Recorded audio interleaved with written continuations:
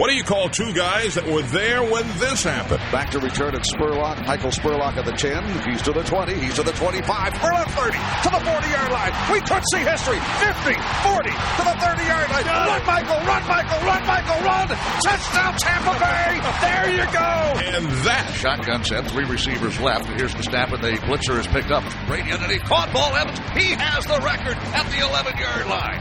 Mike Evans becomes the first NFL player in league history to record 1,000 yards or more in his first 7 seasons and want to throw by Brady. Congratulations, Mike Evans.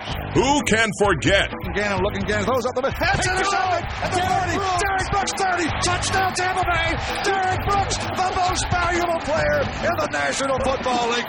There it is. The dagger's in. We're going to win the Super Bowl. Here's the snap. Mahomes running to his right. Look out. He may run. Mahomes directly. Oh, throw the end down. Battle intercepted. Picked off in the end zone. Bucs are going to beat the Chiefs. We're the champions of the world, and we still have 1:33 to go. Devin White, what a great second season. That's it for KC. Bucs are the Super Bowl champs. They can't stop the clock. We call them the Salty Dogs. Welcome back, everybody, to the Salty Dogs podcast, and I am Scott Smith. I'm Jeff Ryan. We are the Salty Dogs. Mm-hmm. So far, so good. Getting saltier by the week. 3-game losing streaks are not fun. Not at all. I did not see it coming. Yeah, no. We almost got that one in Buffalo, though. That was pretty crazy at the end, wasn't it? That was good stuff. But before we start, if someone has a question and they want to let us know. Good job, Jeff. So at the end of this, well, first of all, we're gonna talk about the game and some other stuff. Then we're actually doing this on Tuesday. This part we're gonna try tomorrow to get guests. So if we get one, we'll shoehorn that in the middle. Sure. And then we'll finish off with the questions that the fans have sent in, and we've got a lot of them this week, Jeff. Although I will warn you ahead of time that not all of them are actually questions. Okay. Some of them are rants. Oh, I like it. And we've said this. We've told people to do this. You're fair game.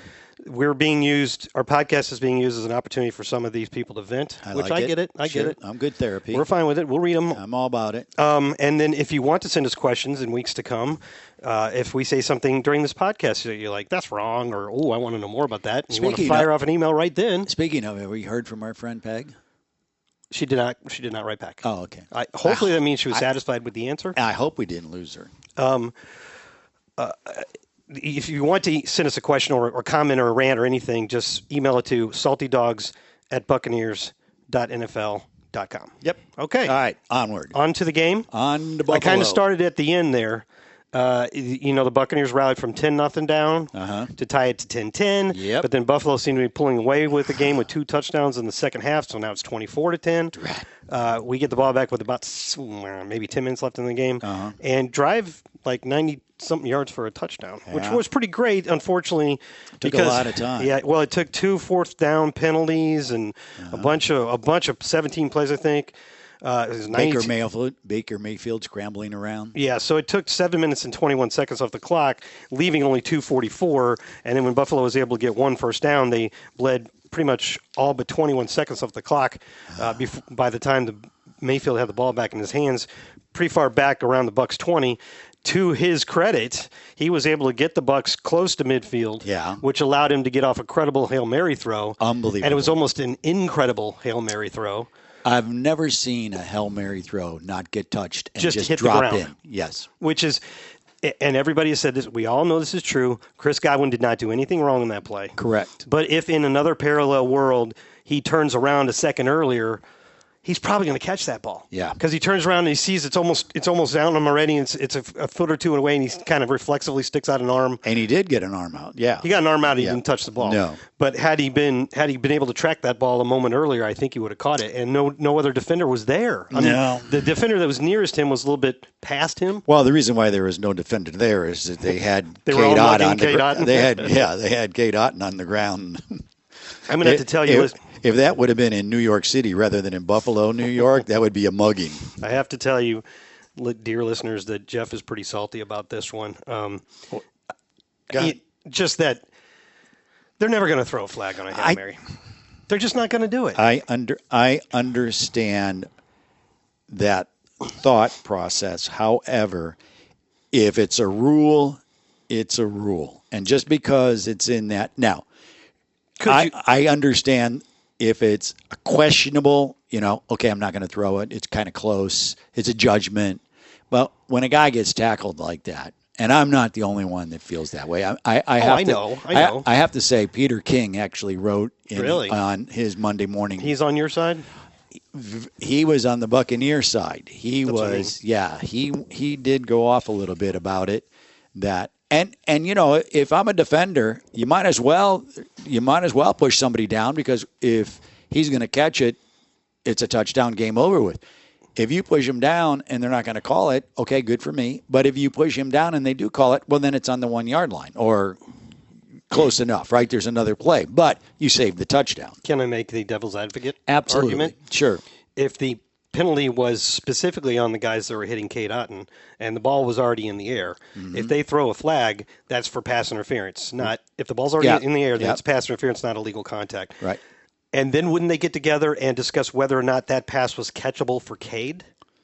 It landed near Chris, but it was way beyond where Cade was. But then Chris also got spun around, so you can make that if you're call. saying they're throwing the flag on the Chris defender. I understand what you're saying, but it kind of reminded me. It kind of reminded me of like the Super Bowl, where the guy had the pass interference on the last drive, and they called it, and everybody said, "How can you call it to give him?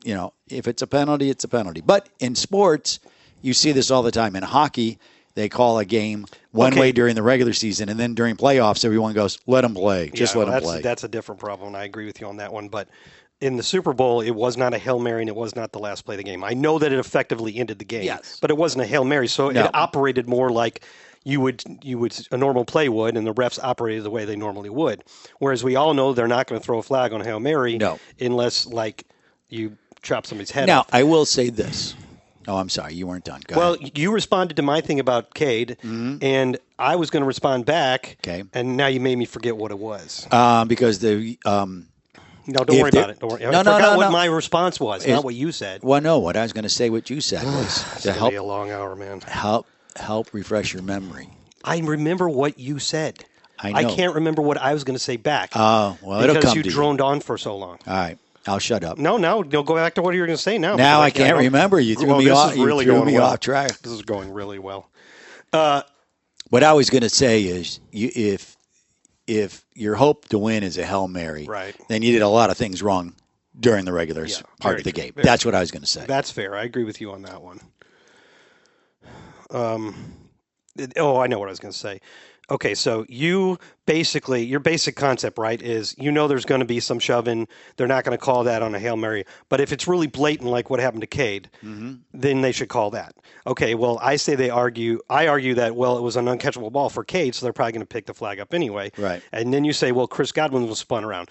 That penalty is not one that lives up to what you think should be called, right? Okay. It's more of a judgment call. Yeah. Well, it just wasn't that blatant. Yeah. And it really, if he spun him around, then he did him a favor. Well, that's true, too. He should have spun him faster. Should have spun him earlier. Yeah. That would have been nice. Jeez. God.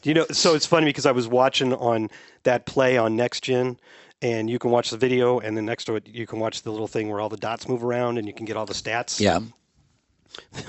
At the end of that play, when the ball is hitting the ground, you can't even see Cade Otton's dot because the two defender dots are completely covering him. And that's pretty much exactly what happened. I mean, he was being sandwiched by two guys and completely just mauled. Yeah. And he was the guy that's supposed to pop it up in the air if he can't catch it. Right. Yeah, I noticed two guys, him and Trey Palmer, both cut their routes off right before the goal line, whereas Chris and Mike went into the end zone. And an impressive throw by Baker. It went 65 yards in the air. I know. I was trying to decide how it was 61, but now you looked it up and it's 65. Yeah, by the actual distance from where he was. He threw it from the 38, the Bucs 38. So that's 62 yards to the end zone. Right. And they didn't have in Next Gen exactly how far into the end zone it landed, but from looking at it, it looked like 3 yards in the end zone. Yeah. So that'd be a 65-yard throw. It is a great throw. And again, I cannot recall a Hail Mary where someone it just dropped in. I know, it's crazy. It was kind of surreal because you saw and then it just dropped, and I was watching it through binoculars. Like it just disappeared? Yeah, I was like, okay, what just happened here? Other than the game was over with, but there were other opportunities that perhaps they could have capitalized before they get to the Hail Mary. Well, part of the problem is another issue on both sides of the ball. Again. Third downs. We were talking about it last week. Third downs is really what's killing us.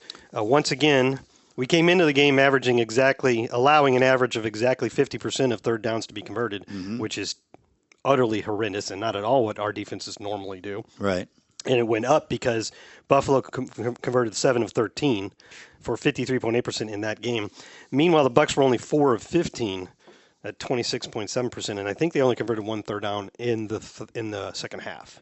So it's kind of hard to keep up with a good offense when they're converting third downs much better than you are. Some of that is a function of their personnel. If it's like if you're playing Philly and they get a 3rd and 1, they're going to get it. We all know that. Yeah. Although they were stopped on 1. Right. They had a forced fumble against them by Washington this week, but I think that's the only time it's been stopped.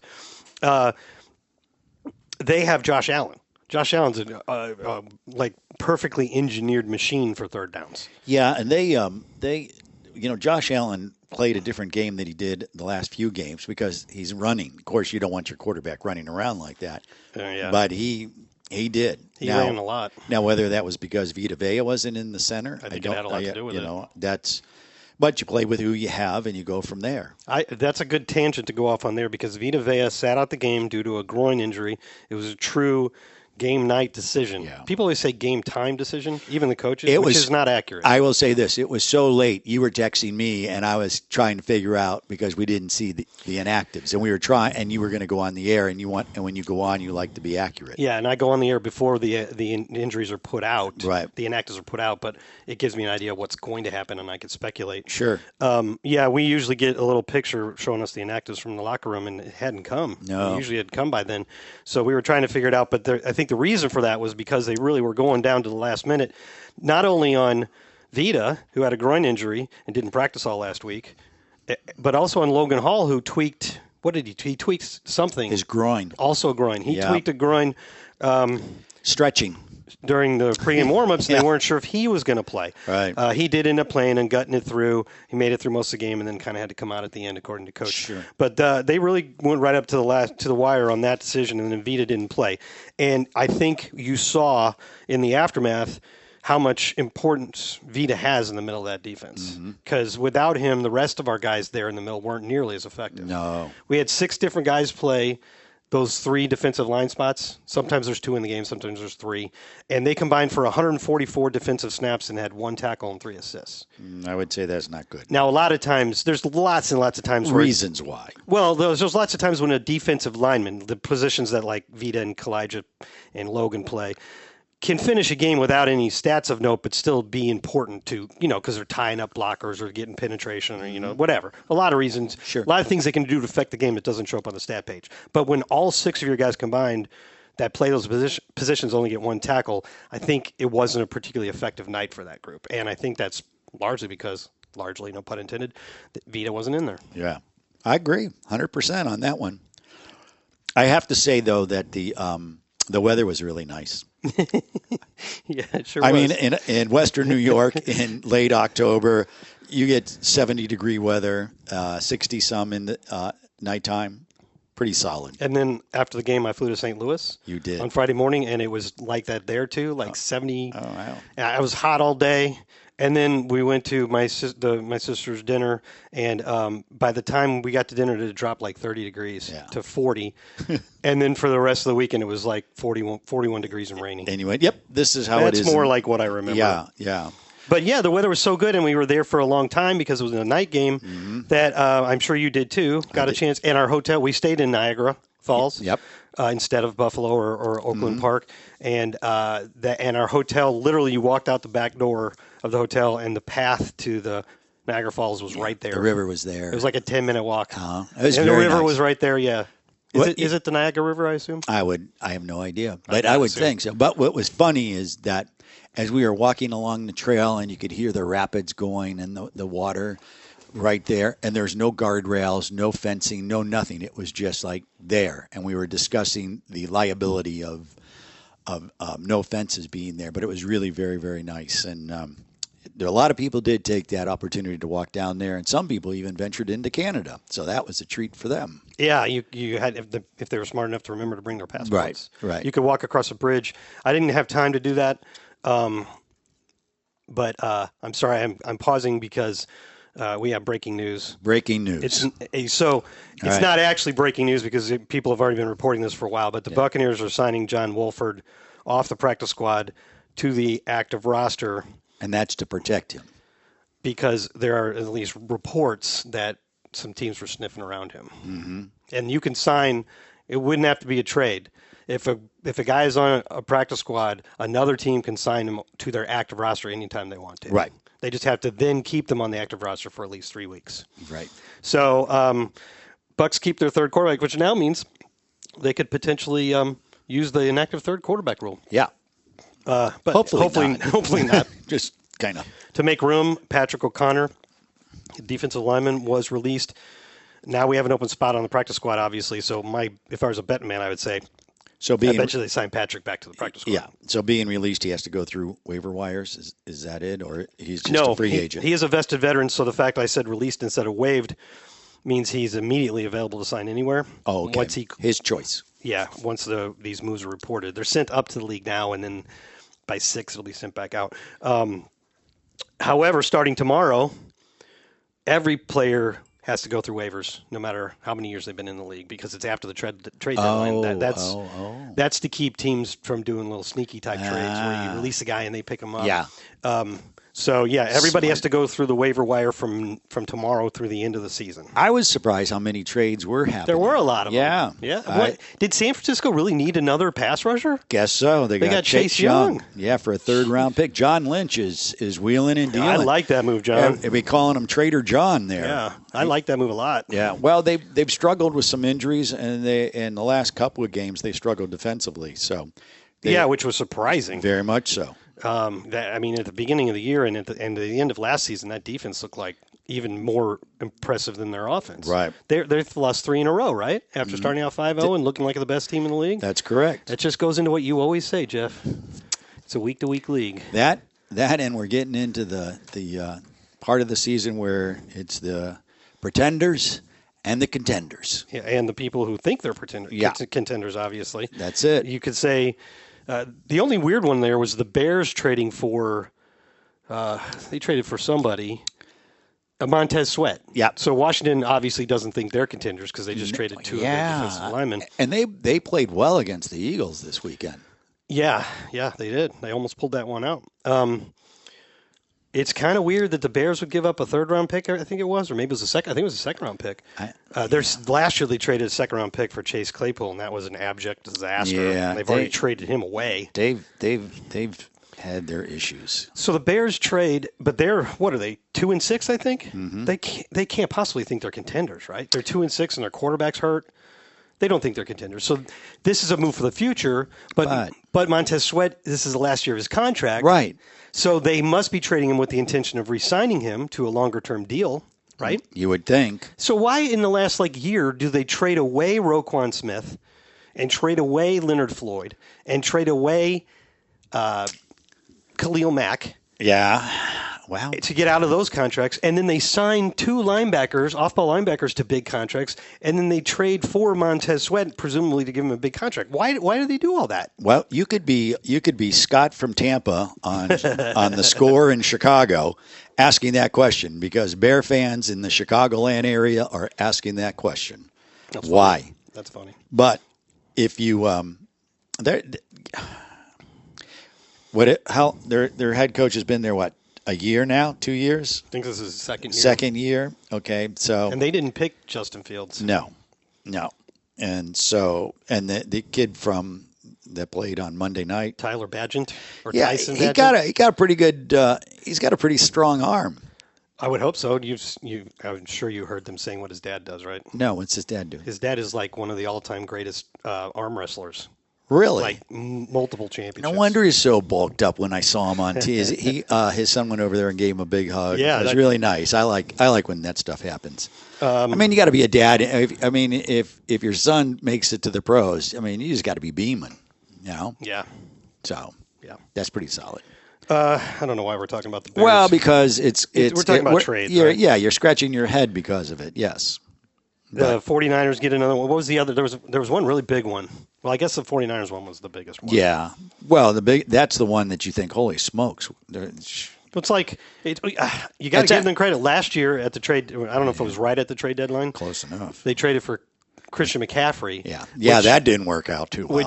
I know that Brock Purdy was the big story, but it was Christian McCaffrey that transformed that offense from good to unstoppable. When he doesn't play, when Debo Samuel and him and McCaffrey don't play, that's a different offense. For sure. Totally different offense. Absolutely. So, yeah, that's a pretty strong move there. I think Christian McCaffrey has scored a touchdown in like 17 straight games or something crazy like that. That's insane. It is utterly insane. And then Leonard Fournette has signed a deal with Buffalo as a for their practice squad, right? Probably get elevated after a week or two. Something like that. The Cardinals traded away Josh Dobbs to the Vikings. Josh Dobbs just gets dropped into these situations. Poor guy. He got traded to the Cardinals right before the season and then became their starter. Yeah. And in some games actually played pretty good. Mm-hmm. And then the Cardinals just trade him back to I know Kyler Murray's coming back soon. Yeah. I know that.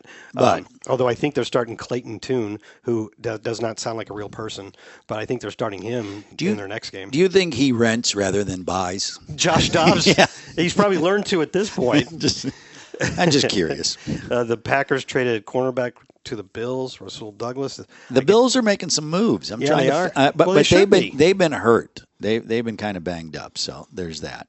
The Bills have, that's another reason why I thought maybe. The Browns traded Donovan Peoples-Jones to the Lions. Yeah, they're loading up for Bear. Yeah, well, they look pretty. They didn't look great last night, but they were good enough. They were good enough to win, and that's all you need to be. They were clearly the better team on the field. Oh yeah, the Raiders are terrible. I did like their look. I did like more of the silver with the blue. It was good looking. Yeah. And the fans were really into it, so they're very excited in Detroit. Tennessee's Houston Oilers throwbacks this week were fantastic. Absolutely, that was. I heard it was one of those. When I first saw it, I was like, "Is that an Oiler highlight? It's awful clean." Is that Bruce Matthews? Yeah, is that Earl Campbell? Earl Campbell. Oh my! Is that Bum on the sideline? Bum Phillips. Oh, Bum Phillips. Yeah. Okay, I thought you were calling Earl Campbell a bum. No. Do you know Earl Campbell's connection to the Buccaneers, right? Kind of, in a way. Fill me in. So the Bucs had the first pick in the 76 draft. Right. And then after going 0-14, they had the first pick in the 77 draft as well. Mm-hmm. Right? Oh, and they went with Ricky Bell? Yeah. And then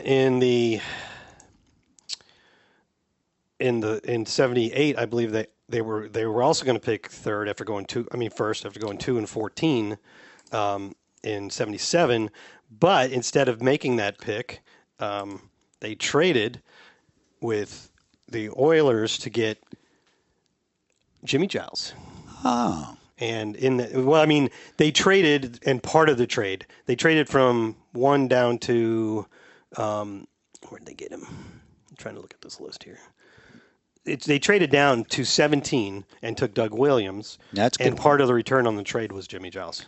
I say that's a pretty good trade. Yeah, although, Earl Campbell was considered the best player in the draft, and he was fantastic. Yeah. But the Bucs had drafted Ricky Bell the year before. Right, and that was before Ricky Bell became ill. And they were planning on, and they were planning on targeting Doug Williams, and they knew they didn't have to do that with the first overall pick. Yeah.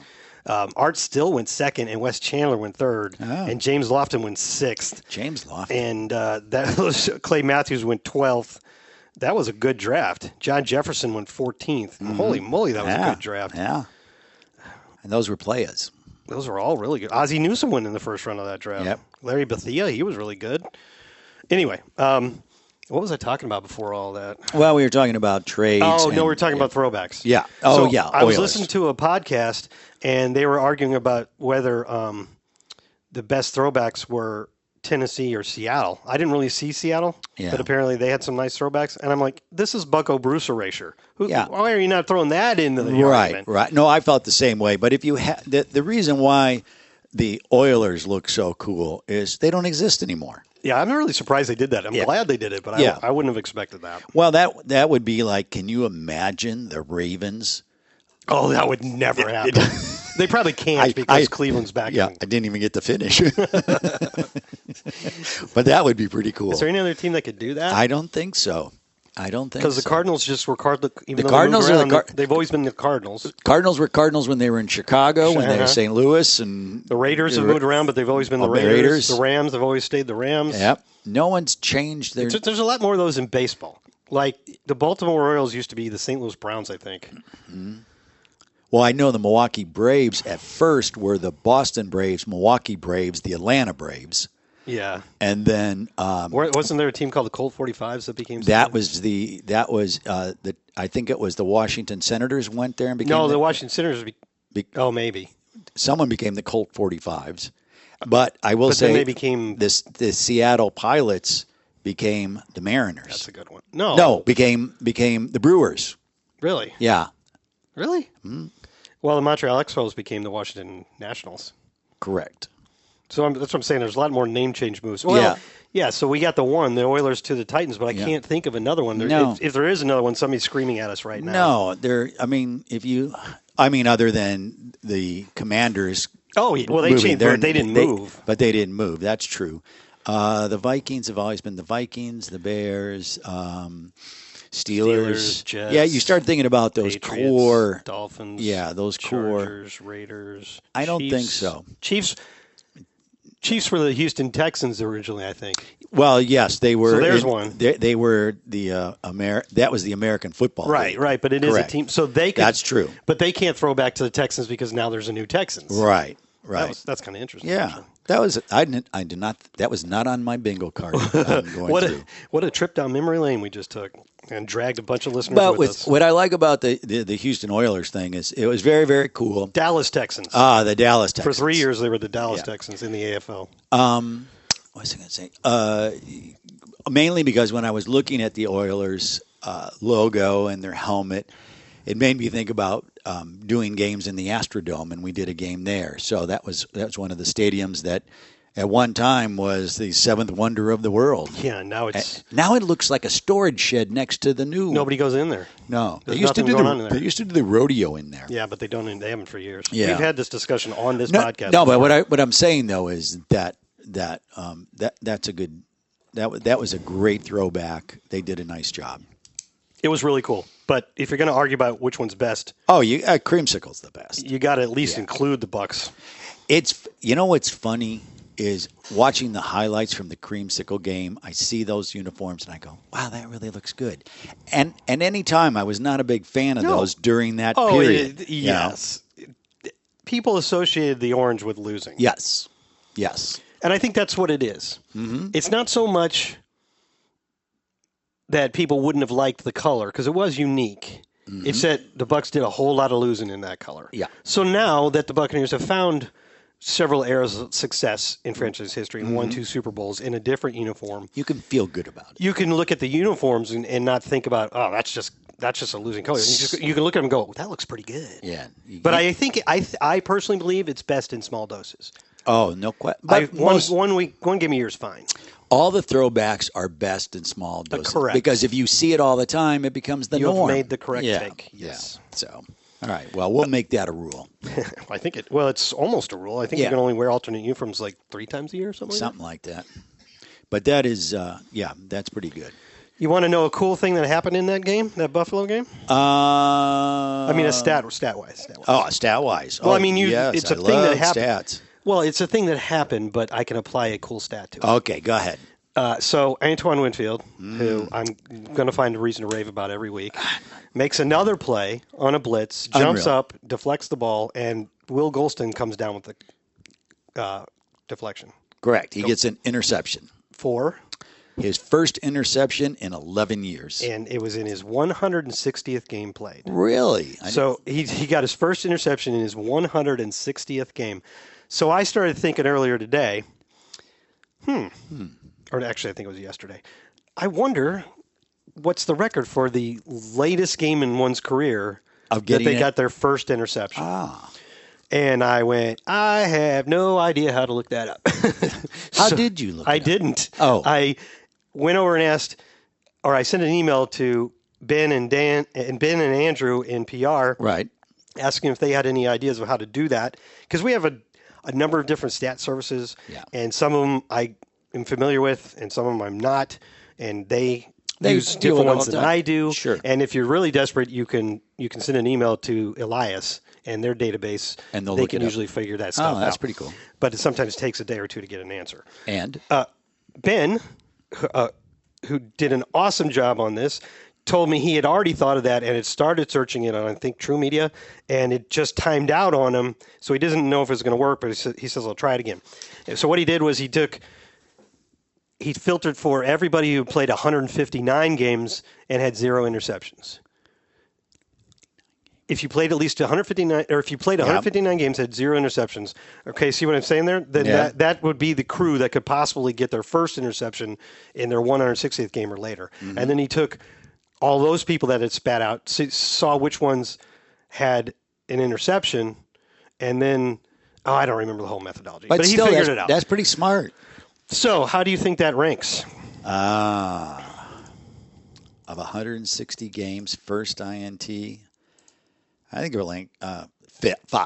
The 5th latest game? Yeah. That's pretty good. That's really good because it's actually tied for 7th. Really? The incredible thing here is that a couple years ago, you remember Steve McClendon? I do. That was a defensive lineman the Bucs got in a trade with. From Miami? No, from New England. Okay. No, the Jets. They got him in a trade deadline trade with the Jets. Right. Okay. He played a few years, was on the Super Bowl team. Mm-hmm. We traded for him because Vita Vea was hurt.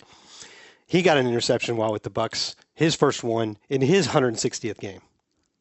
Wow. That is a wild coincidence. That's so now there must be a third because There everything actually happens in threes. There is a third. Really? Mm-hmm. Who? You're not a Buccaneer, but a third player. First interception in the 160th game, and he's a Hall of Famer. Unfortunately, he's no longer with us. Derek Thomas. Wow. The former Kansas City Chiefs great.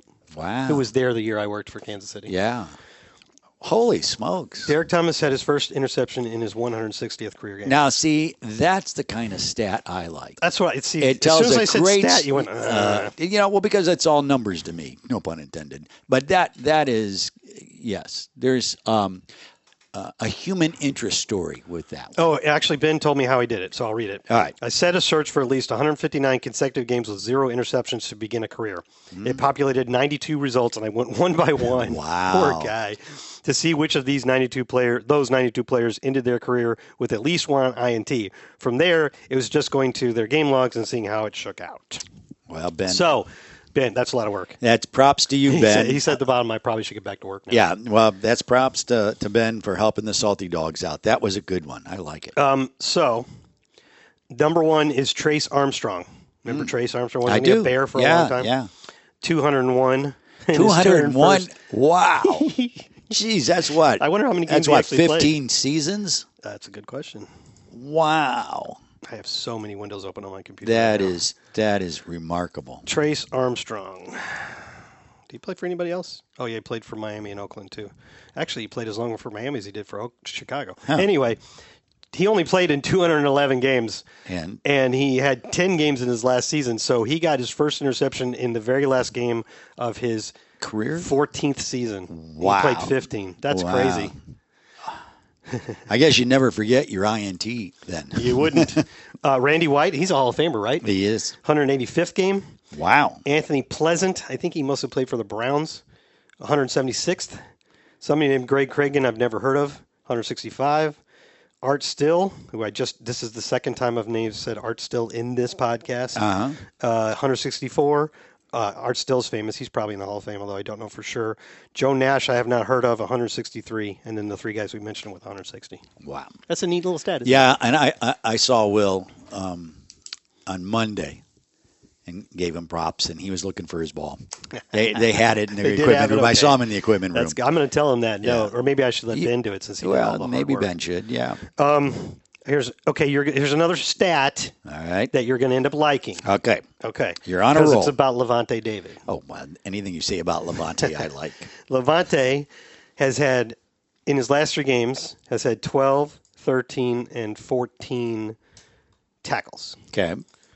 Which is the first streak like that we've had in a while. Mm-hmm. That has put him all the way up to. It's so good when we get to do this when I have my laptop with me. Yeah. That has put him up to a total of 1,411 tackles in his career. All right. which means he is closing in on one Mr. Rondé Barber for the second spot. Derek Brooks has a lead that'll probably a number that'll probably never be topped, 2,198 in Bucs history. Sure. Second, amazingly, a cornerback. This is again how amazing Rondé was.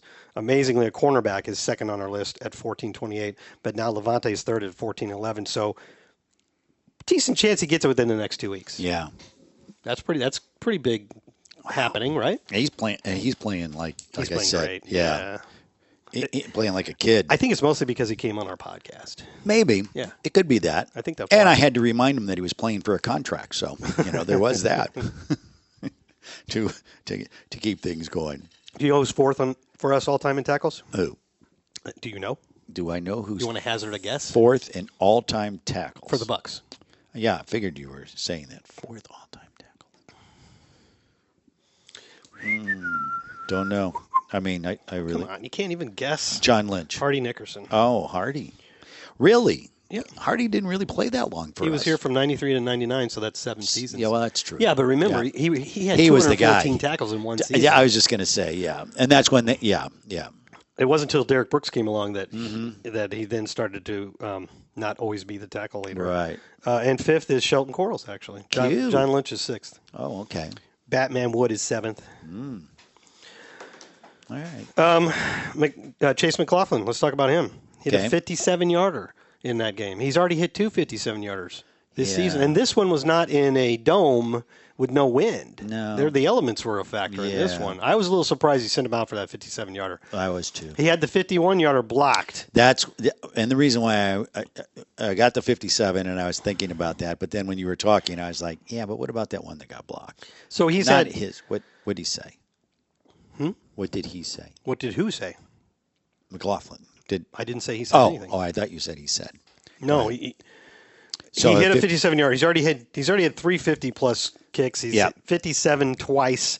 So that's kind of cool. His only two misses out of 14 tries this year were both blocks. You're right. I don't remember the first one. Sometimes when you have a block, especially on a long field goal attempt, you wonder, was that the kicker's fault because Right. the trajectory was too low? But if you look at the replay, that guy got up there pretty good. He got in there. And a lot of that fast and stuff is hard. almost sheer luck. No, this was one of the leaping ones with the hand. Mm-hmm. So, I mean, if he kicks it 1 foot to the right, it's not blocked. No. I don't know if it goes in. We can't know that. No. But given his track record, he probably would have. And it was, shot. and we were. I thought I was surprised it got blocked because you're not thinking that. Hey, while we've been on this podcast, the trade deadline has passed. Yes. So the Bucs did not make any moves. So you're not going anywhere, buddy boy. I got traded to the. I can't even be traded in my hometown because there's no team in St. Louis anymore. Well, that's true. Or if you did get traded there, that would really suck for you. I mean, Since there's no team. That would not be well unless I got traded across sports to the St. Louis Cardinals. which Oh, is well, my then favorite baseball team. you would be like, oh my gosh, That would be in heaven. Oh gosh, you wouldn't be able to, wouldn't you? Oh. I don't know if I could process it. No, you couldn't. You would be overloaded. That's why I just don't.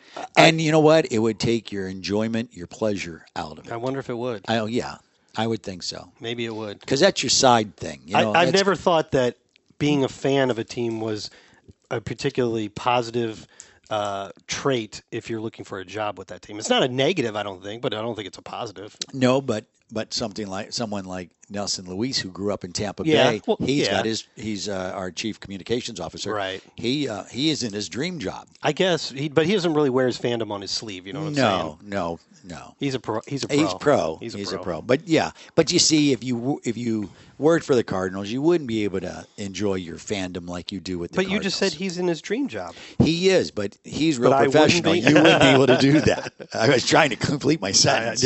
I don't like where that's headed. Well, you are a fan, and you get to release your not hostilities, but when they make you mad, and they make you mad, you'll turn the game off. When they make you mad, you yell at them. Yeah. You know, you're a fan, and that's fandom. Do you know that? Have you watched any of the baseball playoffs? I have. Have you seen how the Rangers' Adolis Garcia has been absolutely tearing it up? He has, except he pulled a muscle in his back last night. I didn't know that. Yeah. Last night. They didn't play last night. Yes, they did. Who won? Texans. Oh, I think I'm rooting Texas. for Texas. Huh? They I think won. I'm rooting for Yeah. He swung. Damn, I forgot to watch that He game. swung really hard, and He swung really hard. and threw something in his back. He swung too hard. Then. Yeah. Well, Yeah, in fact, they got a couple injuries. Mad Max. Max Scherzer got hurt? Yep. Well, he gets hurt all the time now. Yeah, he got hurt. What a career he only had. threw 36 innings, but that was 36 innings? That's got to be a record. 36 pitches, but it was through 3 innings. 12 pitches an inning is pretty strong, pretty right? efficient. Yeah. Oh, just so you know, it's on tonight. Okay. And there's no football in the way, so I can make sure I'll watch it. Okay, last night it was very, very difficult. It was the Lightning were playing, baseball was on, and Monday Night Football. I watched football. So whoever went into commercial break, flip, and then you were there. Oh, okay. So it was. I just stuck with football. It was like really, wow, this is tough.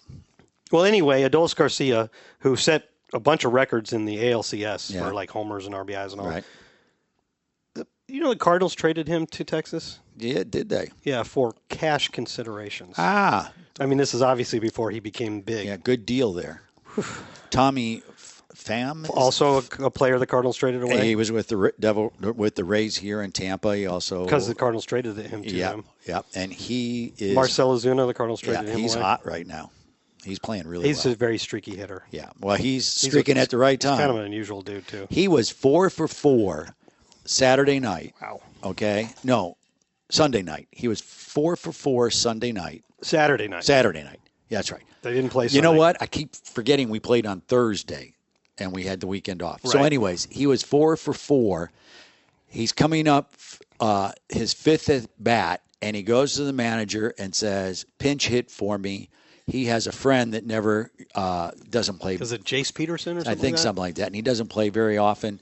And Tommy thought this is his only chance for him to get an at-bat. He gives up that. And they must have been winning by a lot at that point. They were. It was like 9-1. Okay. Did the dude get a hit? He did.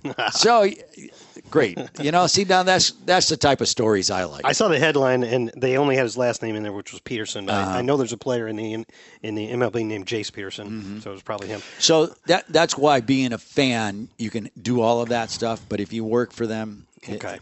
Yeah, I knew nothing about the Bucs before I came here. And now I did, though. I did. I probably know more about the Bucs than maybe 5 people on the planet. You know a lot about the Bucs. Paul Stewart's got me for sure. I think I know a lot about the Bucs, but you know a lot about the Bucs. How happy do you think the people are that came to listen to this podcast about Buccaneer football that we just did like 5 minutes on baseball? Well, we did 5 minutes of fandom. Okay, get it right. Okay. All right. Let me get to a few things. If you're coming to this podcast and thinking we're going to keep a straight line, then it's not going to happen. Or that we're going. Yeah, there's no straight lines. It's no straight lines. Like I said last week, and I'm plugging them again. If you want a very structured podcast, well structured, where they hit certain points and they're prepared for them ahead of time, listen to Tampa 2 with Casey Phillips and Bree Dix at the end of the week. Mm-hmm. Hopefully you listen to us as well. Mm-hmm. I'm not saying leave us. Let's just say put that into your rotation. Let's just say if we had coloring books, we would not be in the lines. Well, I'm not good at coloring. I was never good at coloring. See, there you go. That explains it. I have absolutely. There's things in the world. There's things that people are good at that I don't even understand how it would be possible to be good at. Like, how do you write music? I don't even know. I could never do that. You could try to train me, and I'm positive I wouldn't be able to do it. I could never paint. But that's what makes that person special. Who was that Bob guy that would go on TV? Oh, yeah, with the big hair. I think he passed away recently. I don't know, but he would teach you how to do it with. So maybe I could do the little strokes and draw some trees, but I could never draw a good drawing. It's a talent. It's given. Some people just can do it, and then if you have the talent, you can make it better. Yeah, you can improve your talent, but I mean, some people have told me they don't know how they could ever write well. I agree with that. There are people that just don't have the ability to write well. I can compose a letter. I can do it, but it takes me longer than it should. Oh, really? Yeah. But I watch you, and it makes my head hurt because you fly across the keyboards, and you do a lot of writing. I do a lot of writing. And you shut the door, and you go. I spend a lot of time with my door shut. Yes, you do. But But everybody has their talent. You have to hone in on it. I didn't do the favorite thing you saw, did I? You did not. Well, go ahead. I mean, I guess the favorite thing I saw over the weekend. No. That's not true because I went to my sister's wedding. Yeah, so that would be the favorite thing. Favorite thing at the game, or the favorite thing during our travel. Well, obviously, it would be Niagara Falls. All right. And I was trying to talk about this earlier. We obviously went off on a tangent and never got back to it. I don't know if everybody else feels this way, but obviously I've seen depictions of Niagara Falls in movies and whatever. I always thought it was just one big waterfall, right? And I probably was picturing the Horseshoe Falls, the one called Horseshoe Falls, and which is named for an obvious reason. And there's a bunch of mist everywhere. Sure. But it's like 4 different waterfalls. Yeah. Because I could not believe how wide that river was. Yeah. And then as it gets to where the falls are going to be, the park itself, Niagara Falls State Park or whatever, is really an island that the river splits around. So it ends up, there was like 4 different waterfalls. I had no idea. Yeah. And there's the American side and there's the Canadian side. And if you go to the Canadian side, you can kind of get a better view angle on it to view it. And it was pretty cool from the American side. And they light them up at night. I didn't see that. That was my only regret is I've seen it before, but I went and saw it during the daytime. The night before, I wish I would have walked down, and I chose not to. Well, anyway, it was cool. Yeah. The other favorite thing would probably be Mike. Is a fire alarm again? I hear a siren. A fire alarm went off in our building today, and it wasn't a test. No. So the firemen had to come, fire department. Yep. And we all had to go stand outside on the field. I'm acting like this was such a terrible inconvenience. I wonder how long it took the firemen to get through past security, Mike. All right. Let's not.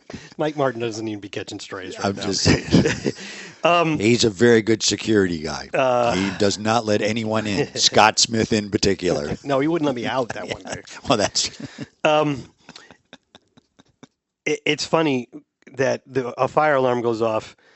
And nobody moves. Nobody believes fire alarms. Nobody believes a fire alarm. That is not good. You would have to smell the smoke probably before you would actually believe it. In fairness to us, we were eating our lunch and we looked around and went, I don't see any smoke. We were also about 5 feet from a door. Yeah, we could have got out pretty quick. We had an exit strategy in place, so we were good to go. But nobody else left the building until somebody came around and made them. Yes. We actually have, I don't know what they're called. They're fire marshals. Like each department has its own little fire marshal guy who's supposed to lead the way if there is a fire. Somebody asked me who in my department was in charge. I have no idea. It's not me. That's all I know. And now I know it's not Jeff. But I told you how I would get out of my office. Yeah, I didn't believe you, though. You could do it. I don't think those windows would break. They will.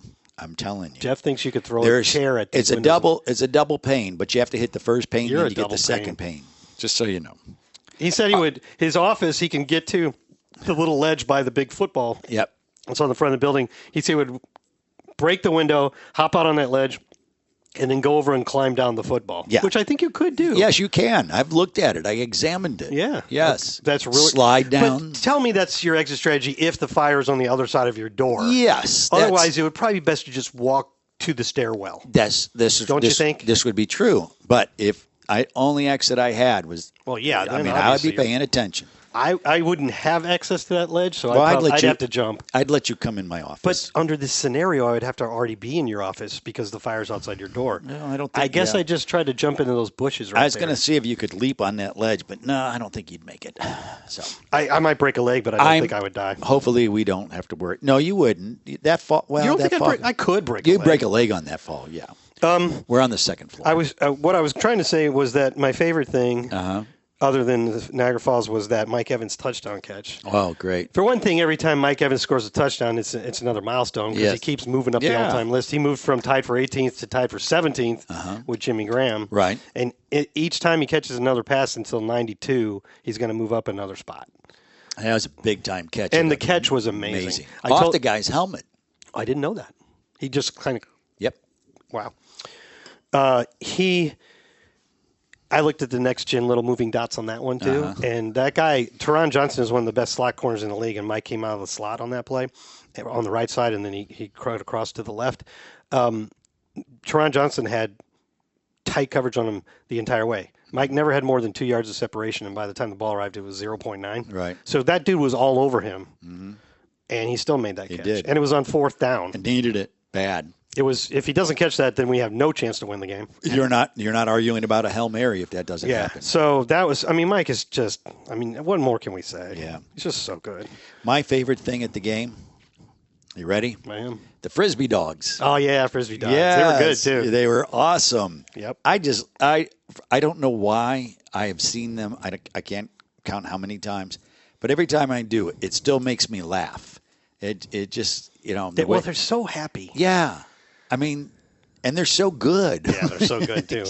But it looks like it just makes them so happy. Yeah. Like at the end, they always run all the way back to the owner and jump into his arms. Yeah. Or Now, her arms. I do have to ask, did you have chicken wings when you were up there? Did you get wings? I did not. Really? No, I didn't eat out at all. Wow. I stayed in and got stuff done on Wednesday night. Yeah.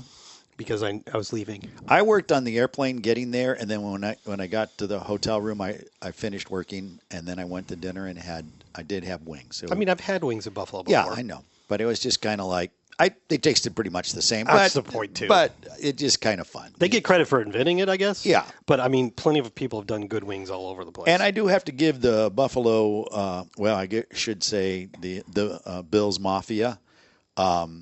Props. Very impressed with their tailgating abilities. Very, very impressed. That's good. Yeah. I didn't see any of that. You didn't? Nope. Not on your long bus ride in? Oh, I wasn't paying attention. Oh. That was another thing. I was up for 37 straight hours. Were you cranky? No, I was okay. Oh, okay. It's weird. Well, that's because you were with your family. That's why. It's weird because if I was with you, you'd be cranky. I don't know if I've had a lot of those experiences. I'm sure it's happened at some point in my life, maybe in college. Sure. But it was funny how I would get really tired, but then you'd like hit a second wind, Yep. and then it happened multiple times over. So I got up around, I don't know, maybe 9 on Thursday morning, but that would be 8 o'clock St. Louis. Correct. So then worked the game, went back to the hotel, the hotel near the airport, got there around 2, knew I was taking a shuttle to the airport at 5, so I didn't bother going to sleep. Did you have a room? Yeah. Oh, well, so you were able to take a shower and I took a freshen shower, up. changed, got a little bit of work done. Nice. No, it was great. I appreciate Tim Jarocki doing that because there were other people who were flying commercials, so they were getting them rooms. So didn't sleep because there was no point in trying to go sleep in that. And 3 you're minutes. fearful of Not waking up. Yeah, and you had a very early morning flight. To go to the airport. I have difficulty sleeping on planes, so that would have made sense. I had 2 different plane flights. I might have dozed off once or twice, but it was only for a few minutes. So then I get there. I'm with my family. I tried to take a nap in the afternoon, but I can't nap. So even though I hadn't slept at that point for 24 hours, I couldn't sleep. So I got back up. So I didn't go to bed till, I don't know. I think I was up for longer than 37 hours because that's what I was saying at my sister's party. Anyway, whatever. The point being, that was weird. I didn't enjoy that, but it was a necessary thing. Yeah, we flying back. We landed at around 4:15, something In the like morning, that. yeah. And I got home by 5. I was up at 8:30 back in here at a little after 9. Because you had to do the coach's show. Yeah, it got a little after 9, and then I was here until almost 6. And when I got home, I really wanted to go to bed, and I made my. Oh, that's smart. I just was like, no, try to get to 10 o'clock. Yeah, it's like when you're trying to avoid jet lag. Right? Yeah, I got to like 9:40. That's pretty good. Okay, that's close enough. I'm out. But yeah, the night games, and then it takes it. Then on Saturday, you're almost back to normal, but.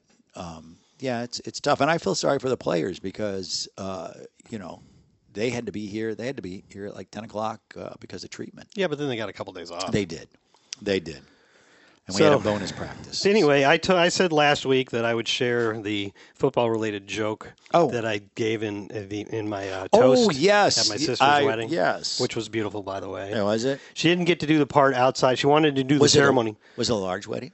100 people? Medium. Yeah, I think there was probably 100 people. Okay. It was medium.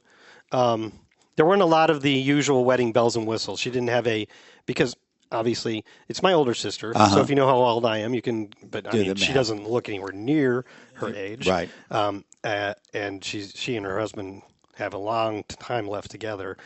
And, but they didn't this is their second marriage for both. Sure. They didn't do a lot of the bells and whistles. Yeah, they've been through it already. Yeah. So they didn't have a wedding party, for instance, and they didn't even have a head table for them to eat dinner at. They just wanted to move around the room and that's very cool. Sit with different people at different times, and she just wanted to dance a lot.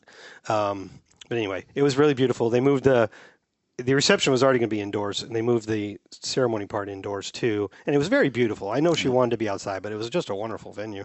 It was at a winery. Oh, very cool. It was really, really neat. They did a great job, and Anyway, I was asked to give a toast, which I spent a long time practicing on because I don't like to have cards. Right. I want to just I'm say all it. about that. Which is a bit of a shame. I probably should have kept notes because I actually realized afterwards that I forgot a few parts Right. and I missed a good joke or two here and there. Yeah. But I did land the main joke. Her husband grew up in Chicago, actually in downtown Chicago, and is a huge Bears fan to this day. All right. Which Yeah. She mentioned that in her vows because they wrote their own vows, and then when I mentioned it again, went to the crowd. I'm like, this isn't the big joke. I went to the crowd. It's okay to boo that part. When I said he's a Bears fan, yeah. and a bunch of people booed because there were mostly like Chiefs and Cowboys fans in the room, and I'm like, you couldn't boo my sister during her vows, but you can boo now. Right. And anyway, as part of the speech, I said something about him being a Bears fan. I said, so Mike, in honor of that, I wanted to be the first to congratulate you. And by the way, I want to say I cleared this joke with my sister beforehand. Okay. To make sure that it wasn't going to be offensive. All of a sudden, my mind is racing. Like, where is he going with this? I said to Mike, I'm like, I wanted to be the first to congratulate you on now having had more wives than the Bears have ever had good quarterbacks. Wow. It was great. I got a lot of laughs. And then I said, to be honest, Mike, you're just padding your lead at this point. You already had it. Yeah, right. I told him I watched the Buccaneers beat the Bears earlier this season, and I don't think Justin Fields is coming for your lead. Yeah. Although I actually kind of like Justin Fields. Yeah.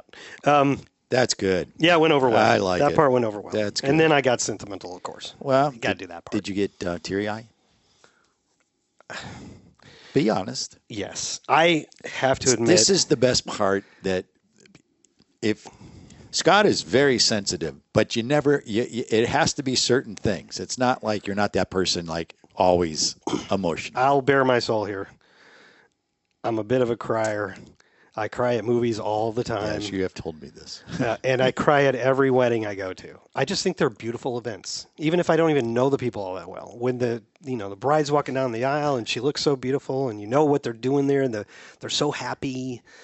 They're about to make vows for the rest of their lives to each other. It's just the whole thing's beautiful to me. Okay. I love weddings. So now add in the fact that it's my sister who I love. Yeah. There was no chance I wasn't going to cry. Yeah. But I made it through my toast without crying. Nice. Which was the only time. I practiced it a bunch of times and never could do it without choking up, and I made it through without choking up. So I think it's because I was very nervous. You wouldn't think I'd be nervous because I sometimes speak in front of 60,000 people at a stadium. Yes. But I was, for some reason, very nervous. That's because it mattered. Yeah, I think that's right. Can you give us the toast?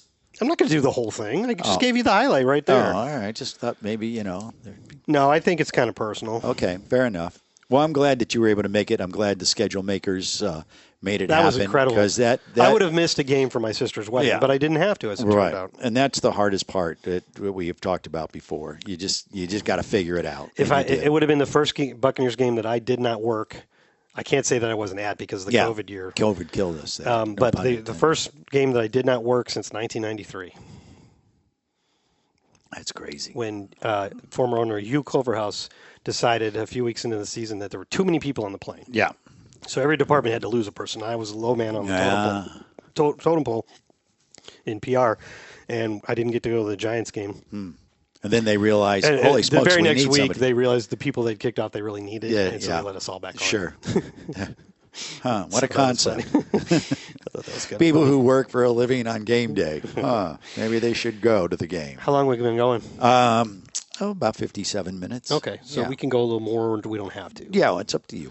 Well, I wanted to. I thought that Todd Bowles had a really good line about the trade deadline. I loved on Monday. it. He was asked, "Were the Bucs going to be buyers or sellers?" And I think this was his best press conference line of the whole year. Yep. He goes, "We're going to be listeners. We're not trying to be buyers and sellers, but we'll listen." Right.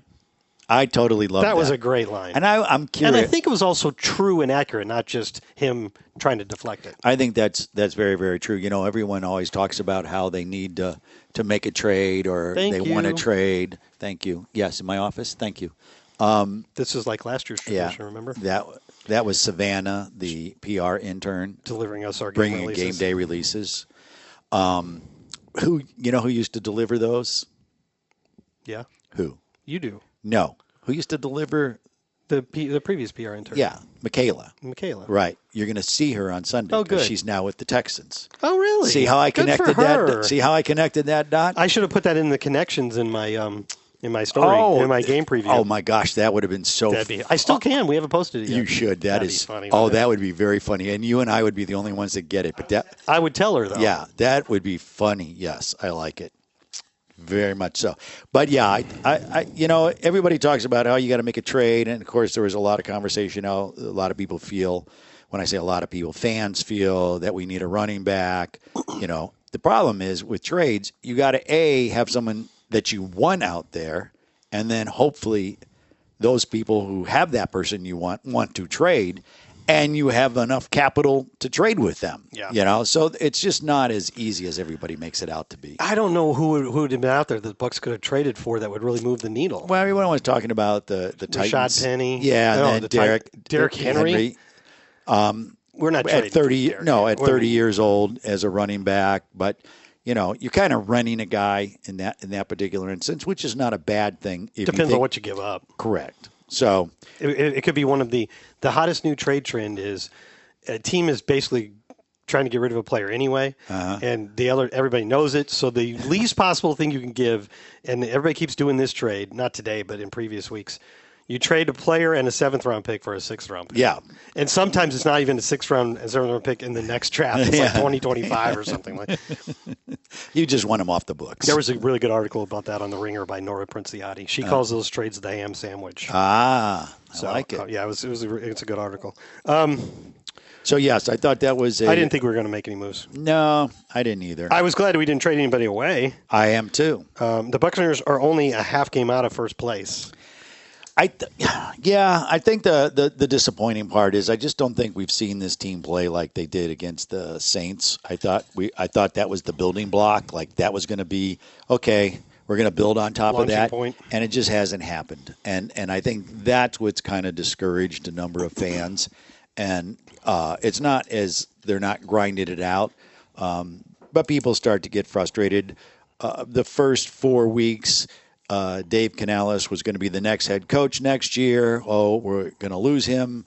And 3 weeks later, everybody's like starting to get sour. So that's just the nature of fandom. I don't think there was a lot in this last game that people would complain about from a play calling perspective. After the Atlanta game, there was all this, why are you running when you can't run? I don't think it was the play calling. I think it was the tempo of the play calling. Okay. And because it took 7 minutes and 21 seconds. Yeah. See, I knew you would know that number. When you had to score twice. Yeah, but I mean, part of the reason was that drive took 17 plays. Well, that's what I mean. Because a lot of plays along the way didn't work. Had some of those plays worked earlier, the drive would have been quicker. But you had to dig yourself out of a hole like 4 times. But also it they were huddling up. It wasn't what you call the 2-minute drill or the 4-minute drill. So I would say that's what the argument has been about. Todd Bowles acknowledged yesterday that, yes, the Buccaneers need to pick up their tempo in a situation like that. I'm just saying let's at least acknowledge the situation here. Yeah. The Buccaneers didn't get the ball back with 10 minutes with the intention of taking 7 minutes, and they didn't run the ball a bunch of times. They just were not succeeding on first and second down, and so – that's taking time. But Todd also said that the reason why they weren't rushing is when they did rush, they were having miscues. Yeah, they were getting exactly. penalties. So they slowed it up to make sure they didn't have any miscues. And who knows? And in fairness, if you weren't at that stadium, you didn't realize how loud it was. Yeah. And what I liked about being there is when we had not that I liked that they were booing or yelling while the Bucs had the ball, but it's very, very loud. But when the Bills had the ball, you could hear a pin drop, and that those fans understood what they were doing. Another thing about the drive took so long. Let's not forget that Mike Evans caught a 42-yard pass on the 4th play of the drive. That would have made this a much quicker drive, but it was called back on a holding penalty. That's great observation. So very good. I'm saying there's a lot of there's a lot of noise here. There's a lot of reasons why this took so long, and like you said, they were concerned about making mistakes. Had they gone up tempo and made a couple mistakes, the drive probably never would. I mean, you got to score. Yeah. They probably would have never scored, and we'd have lost by 2 touchdowns. That was a good. That's a good point. A 43-yard play getting pulled back. Was it holding? Yeah, I was holding on Cody Mauk. Yeah, Mauk. So yeah, okay, fair enough. That's very good. All right. I like that. And on defense, to me, Oh. and Todd Bowles alluded to it a little bit when he said the ball's not going over our heads, but they're getting too much yak.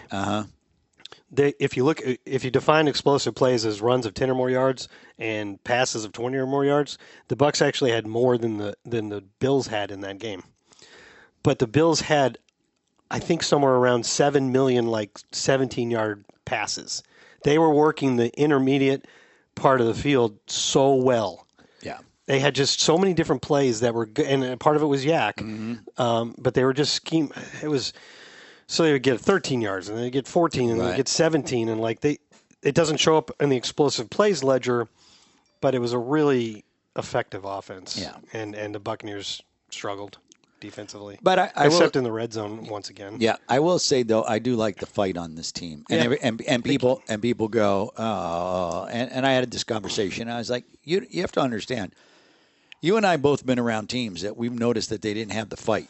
Yeah, it just went away, and this team is still solidly together, believing that they can win. Yeah, and they're just got to quit making those mistakes. And I go what Todd said, you got to quit beating yourself. Right. And so that's and it's not just one person. Someone takes a turn. Yeah. And that's unfortunate.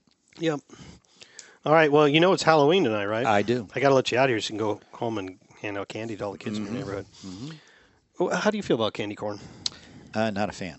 Okay. It's like it's gross. Because it seems to be very polarizing. A lot of people really like it. Cannot even stand the thought of putting it in my mouth. Okay. That's the way I feel about circus peanuts, by the way. Okay. Which are disgusting. I love circus peanuts. They're disgusting. I love them. And the shells. What? No. Circus peanuts, the candy. Oh. It's like this spongy orange thing shaped like a peanut. It's disgusting. Oh, right. It's it's a fake mushroom. A fake mushroom. A fake marshmallow. Go ahead. You don't see that much anymore, but you still see candy corn everywhere. Mm-hmm. It seems to be very polarizing. Do you have a favorite candy for Halloween? M&Ms are my big. I'm just not a big M&M guy. I'm a big M&M guy. Tootsie Roll, love those. Tootsie Rolls are good. I like the flavored Tootsie Rolls. You like those? Mm-hmm. No. Oh, they're great. No, just I love those.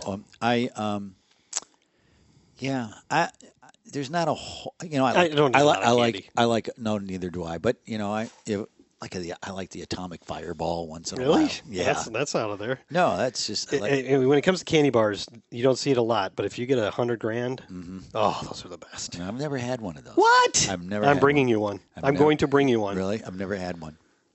Nope. You've never had a $100,000 bar? Nope. Can you picture it? You don't even know what it is? Okay. No, other than it probably says $100,000 on the. I'm going to find you one, and you're going to realize they're the best candy bar there is. Best ever? It's my favorite candy bar ever. Okay. All right. Fair enough. Milky Way Midnights are pretty good too. What? Milky Way Midnight. It's dark chocolate and there's caramel. I don't like. I don't like regular Milky Ways. No, dark chocolate. I got it. I'll bring you one of those. You've never had that? No. I'm going to bring you those two things. No. I used to like. Maybe I'll go trick or treating. I got to find I got to find a costume so I can go trick or treating. So you don't have to buy any candy. That's where the line becomes. How old are you? I'm going to get some crutches and maybe some fake casts and go as a NFL quarterback in Week 8 because I think they all got hurt. What you should do is carry a sign that just says "Get off my lawn." Yeah, that's your favorite joke. You've been doing that all day. I'm just saying. Kirk Cousins got hurt. Kenny Pickett got hurt. Tyrod Taylor got hurt. Desmond Ridder might have got hurt, although there seems to be kind of mystery about that whole thing. Yeah. It was kind of brutal out there over the weekend. Achilles heel.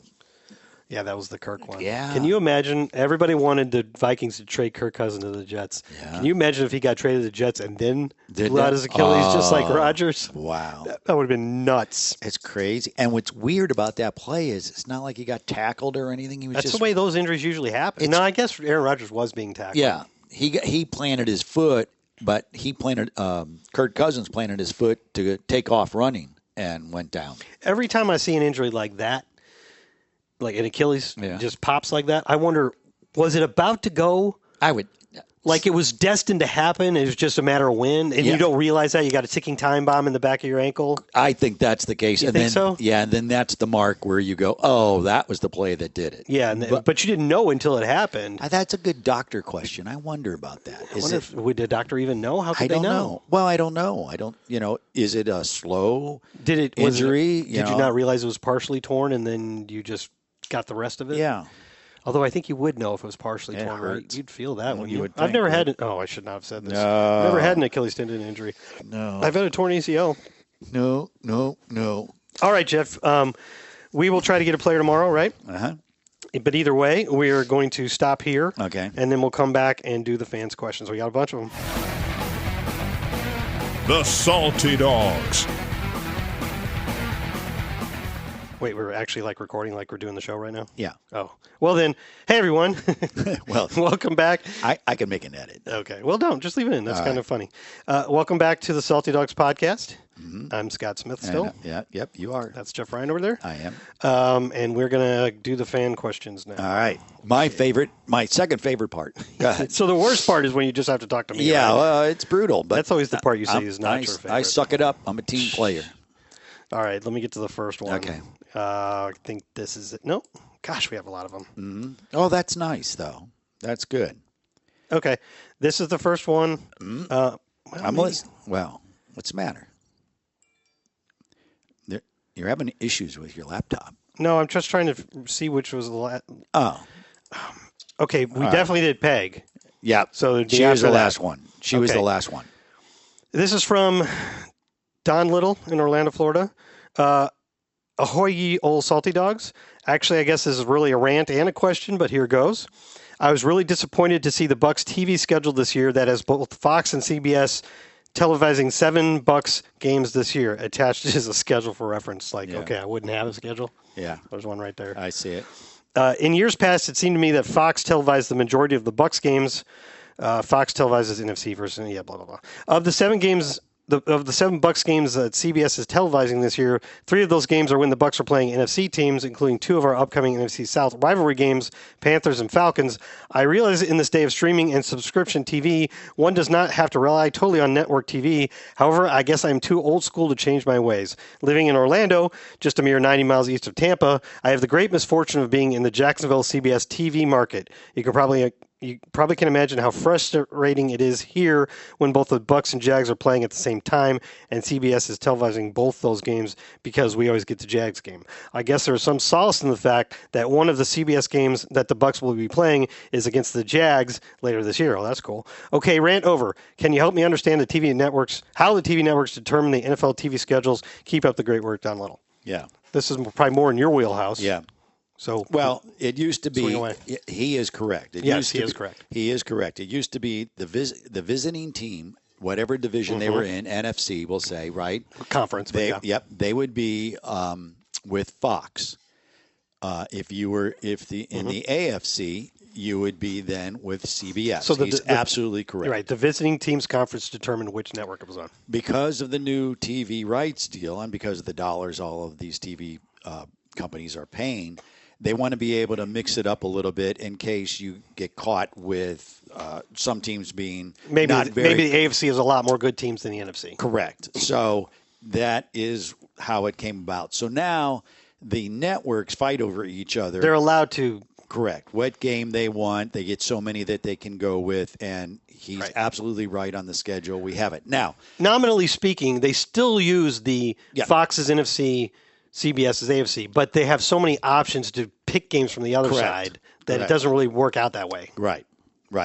So then, and then what also compounded this was the fact that you have a Thursday night game, a Sunday night game, and a Monday night game. Right. So and they were trying to grab the best that they see. They wanted more good games on Thursday. Right. That's one thing. So you didn't want to limit yourself to a league. So basically, and a conference. So that's just how they do it now. That's in the new. Now, the new deals. For him living in Orlando, it's a shame. It really is. A lot of that is up to that particular TV station. Yeah, they get to pick and choose. But he's right. Knowing that doesn't change the problem for Don. Right. At one time, it would be you would lock in. So on it's understandable. That's kind of a specific situation, a specific problem for Don. I doubt that's a big problem for most people unless they live in Orlando too. The only one, because and the Orlando market's really kind of. Aren't we closer to Orlando than Jacksonville? Why would they always choose Jags games? Well, because that was the AFC game, and then we're the NFC. So they're sticking with. He's saying when it's. I understand what he's saying. When they're both on CBS, they tend to choose the Jags game. I wonder why. Because I don't. Because previously they were usually doing the Jags games. So they're staying with what they feel is good. And you could say going into the season, and even given the results, the Jags they're doing well. Yeah, they're a team you'd want to watch more. Now, I don't know what the Jags schedule is, so I don't know how many conflicts you have right now because they – apparently there's at least a couple. Yeah. But the part about the Orlando market is that all three teams in Florida kind of own the Orlando market. Okay. They get in there. So okay. Well, we got to move along because we got a ton. Yeah. This is from Philip Spencer. Phil from Spokane, Washington. Oh, okay. He said, this one is definitely primarily for Scott, but I managed to complete my first grid. He's talking about the Immaculate Grid. Naturally, it was one that included the Bucs. Thanks for sharing this. It's been a fun thing to pull up daily. No question this week. Just wanted to say thanks and go Bucs. So he gave me a little screenshot. So it was Bucs Patriots, and he went the most obvious possible way with that one, Tom Brady. Yeah. Bucs Panthers, he went with Gerald McCoy. Oh. And which is only 8%, so that's pretty good. And then Bucs in a 1,000-yard receiving season, he once again went with the most obvious answer, which was Mike Evans. See, when I do these and the Bucs show up, I try to get the most obscure answers that I can think of. So if I was doing, because you get more points for that, you right? You do, yeah. I'm blanking on his name now. Last time it was Bucs Patriots. I did a linebacker. I can't think of his name right now that we had for a short period of time. But you could go like Shaq Mason. What was that? There was a linebacker named Casillas. I can't think of his first name. Yeah, I know who you're talking about. And then with the Panthers, I would have gone with Darius Taylor. Oh, remember that linebacker changed his last name? Yep. And then 1,000-yard receiving, it's kind of hard to get obscure with the 1,000-yard receiving. Who's the most obscure 1,000-yard receiver in team history? Have any input on that? Obscure? Everybody you can think of that had 1,000 yards, like Joey Galloway, Kevin House, I think. Yeah. Mike Evans, Vincent Jackson, Michael Clayton. They come easily to mind. I think the most obscure one would probably be Antonio Bryant in 2008.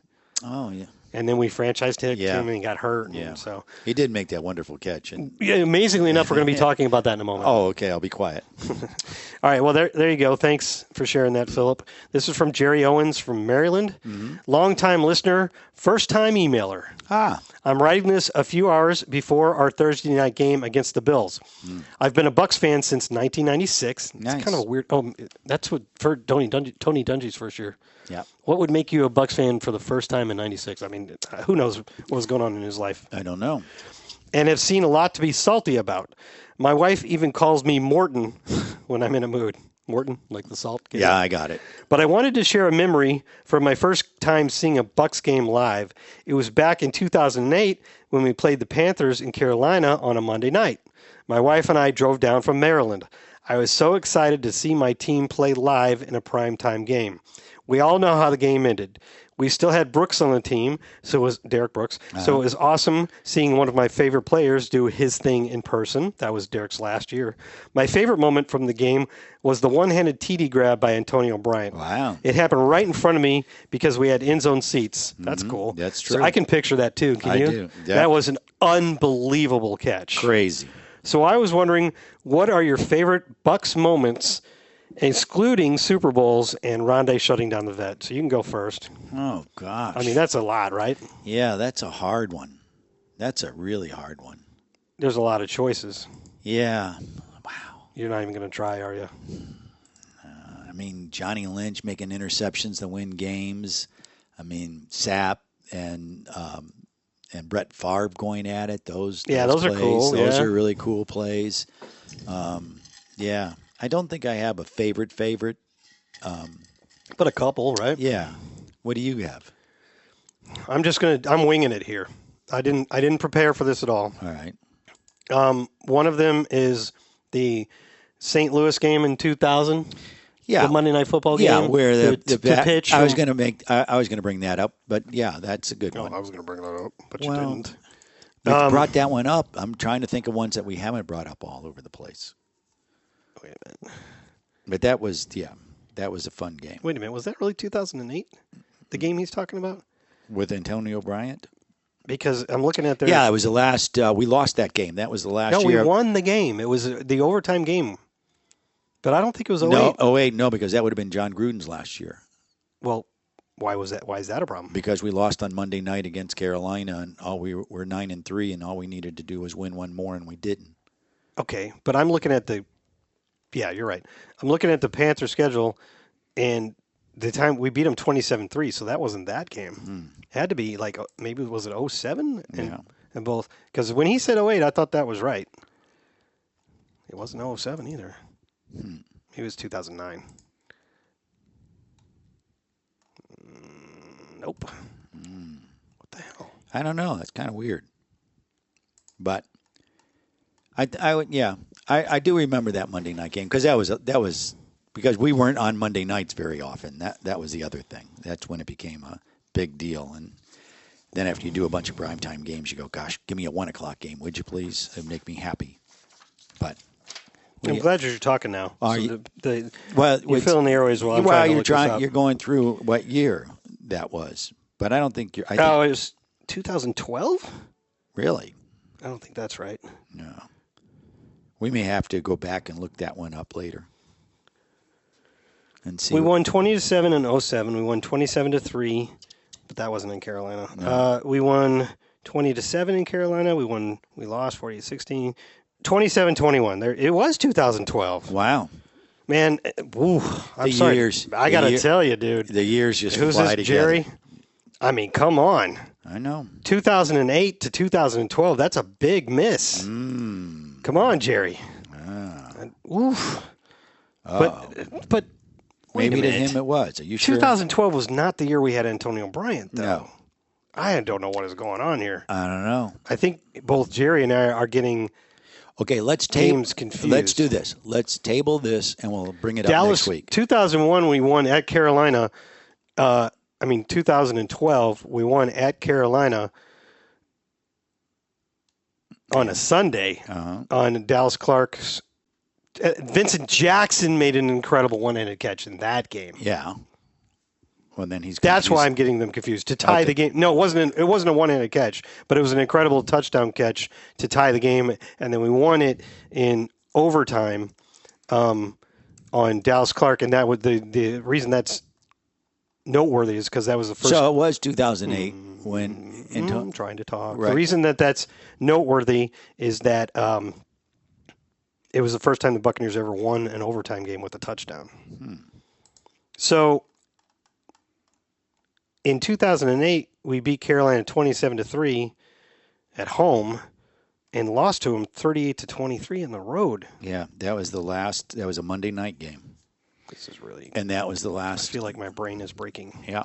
But I think that's when he made the catch, Antonio Bryant. It had to be one of those years because that was his big year. I think it was that catch because it was such a fantastic catch. I thought for sure we were going to win, and we didn't. Oh, okay. How it started. And that was 2008 because we were 9-3 on a Monday night. Right. Just needed one win to go to the playoffs. Okay. Yeah, I'm going to have to research this later. Anyway, I think was both right Jerry and I one. are. Yeah, I think you were. I think both Jerry and I are having little lapses in our memory. Senior moments, I understand. I think we're crossing several things over each other. Yeah. Or maybe I'm completely misreading his email. Did he even say we won? No. No, he didn't. So No, I'm the dumb one. He just said it was a great catch. I'm the one who messed it up because I conflated that game and Antonio Bryant's great catch with Vincent Jackson's great catch in the same end zone that tied the game and sent it over him. Sorry, Jerry. You did nothing wrong. This was 100% me. Okay? My bad. All right. But I do remember that catch. It was amazing. It was. All right. I remember that game because, again, it was Monday night. I combined two game memories in my head. Too much information. All right. This is from our friend in Germany, Stefan. It's Which, by the way, this weekend. Yeah, there's a game in Frankfurt. There's two? There's a game, I think, and then next word.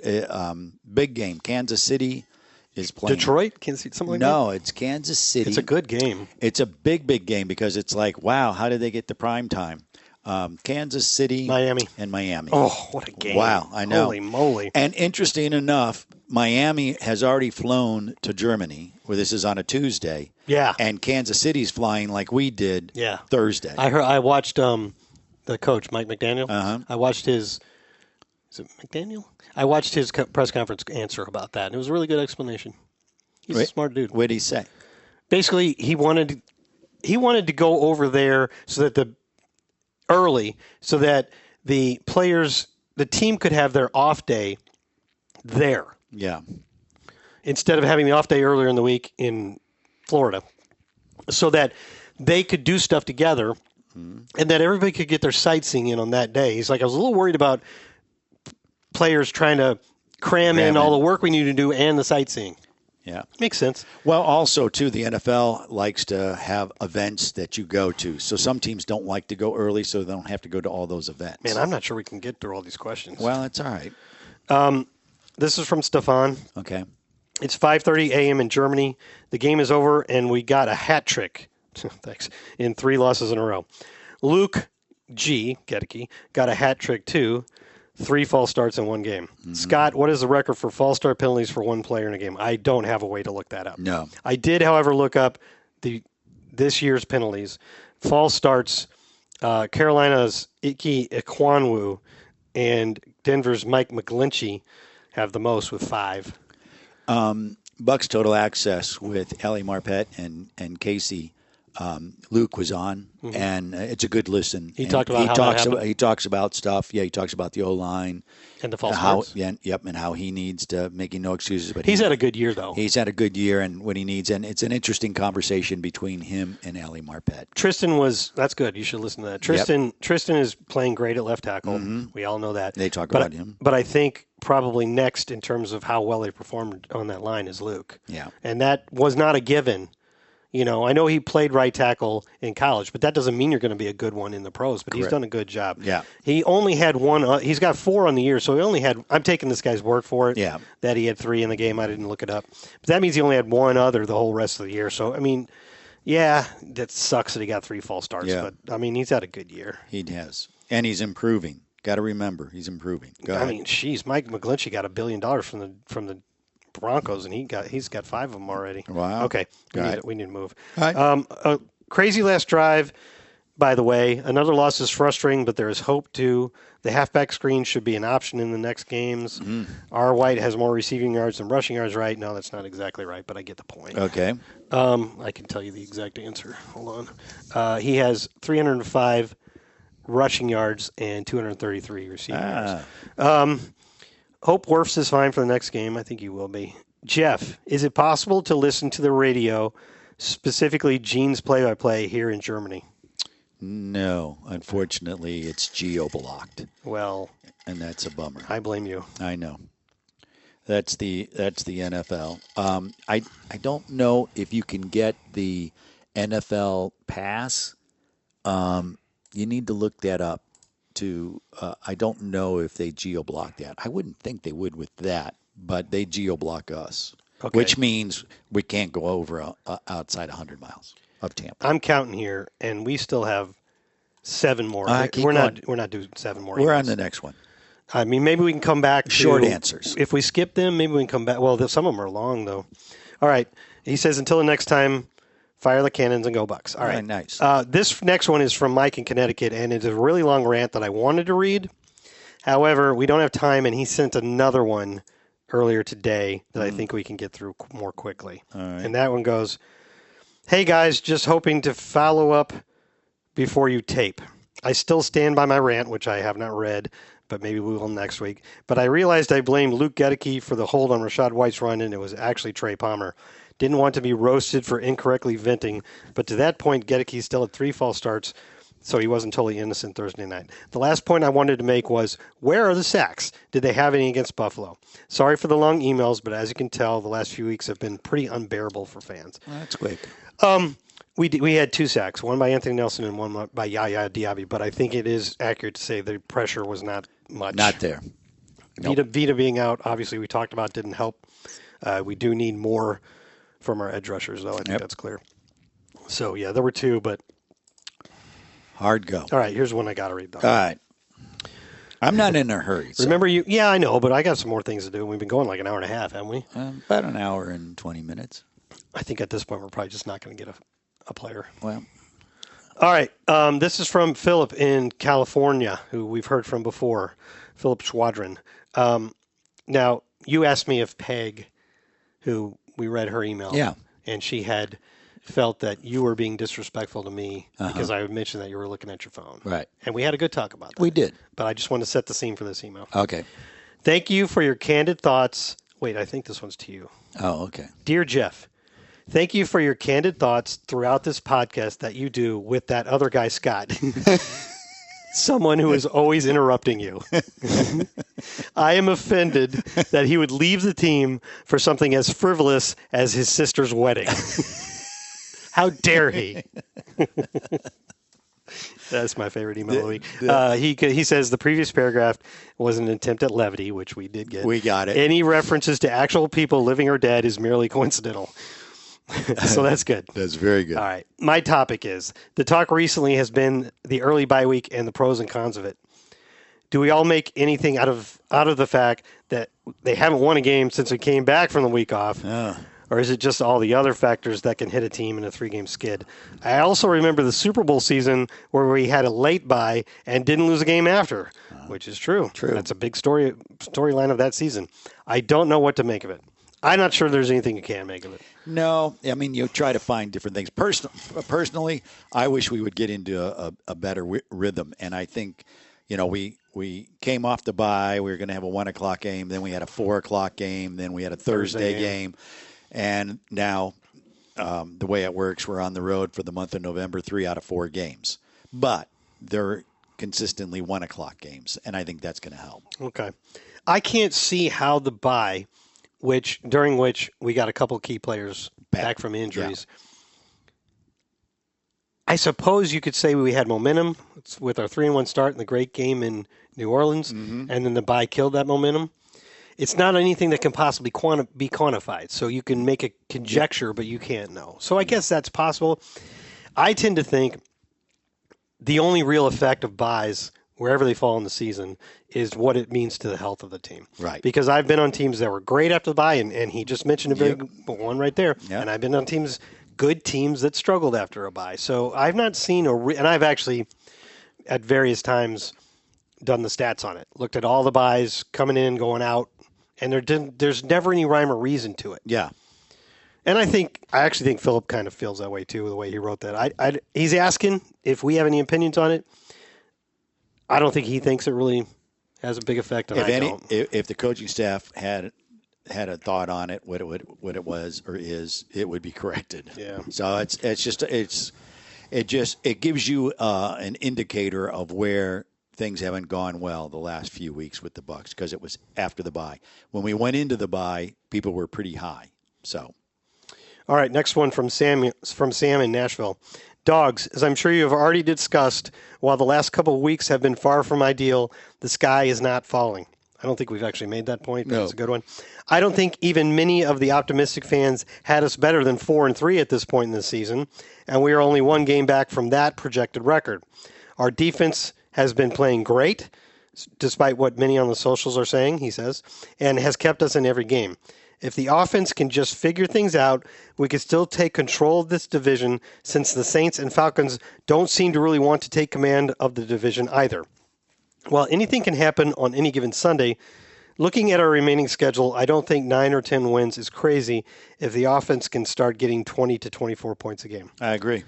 I know our offense has struggled, but it seems to me like we have had way more drives start inside our 10-yard line than in years past.